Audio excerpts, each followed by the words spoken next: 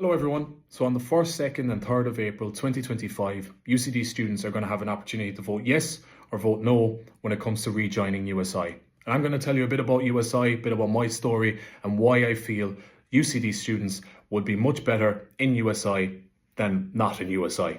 So I was the MTU Kerry Students' Union President for 2 years. I also served as the Education Officer there, and I really felt USI just wasn't hearing us. I was considering disaffiliating during my time as MTU Kerry Students' Union President, and in the first year, my first year as President, I spent that year talking to the lads in the office, local students' unions around the country, complaining and being frustrated and not doing anything about it. And that USI weren't doing anything about it as well. But I never went to the direct source of the problem that I felt, which was USI.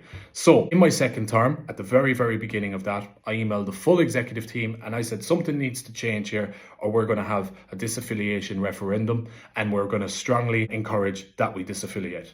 Thankfully, the membership of USI and the executive board really got on board to support us when it came to on-campus visits, just general support for day-to-day, policy support, and basically just empowered us to feel that we were a part of something bigger and more involved.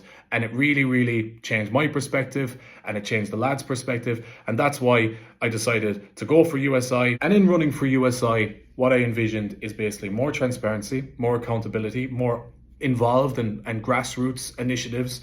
That's really something that I wanted from USI when I was local, and then I brought that ideology in when I became USI President. So in the last 2 years, on occupations with various students' unions, I've been involved in local protests. I've went to smaller colleges to support them in those kind of situations. The campus visits that we do are much stronger, much more engaging in comparison to when I was a local students' union officer. In regards to accountability, we've changed our national council. So our national council is now fully hybrid. We have microphones, we have webcams, so that it's very, very easily accessible for the regular day-to-day student who can't make it to Donegal on a random Thursday. And this is something that basically makes students, if they wish to be involved, can be involved. Our officer reports are now voted on, which is something that is very shockingly wasn't the case before. So people would deliver their officer reports and that was it. You could ask them questions, you could grill them, but you could never actually hold that officer to account.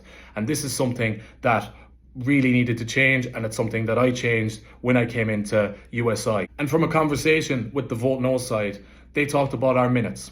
You can't see them as an external organisation. You can't access them, you don't know what's going on. And this is something that we have taken on board and we've changed instantly. Some of these things can change so fast and so rapidly once you actually make your opinion heard. And that's the most important thing.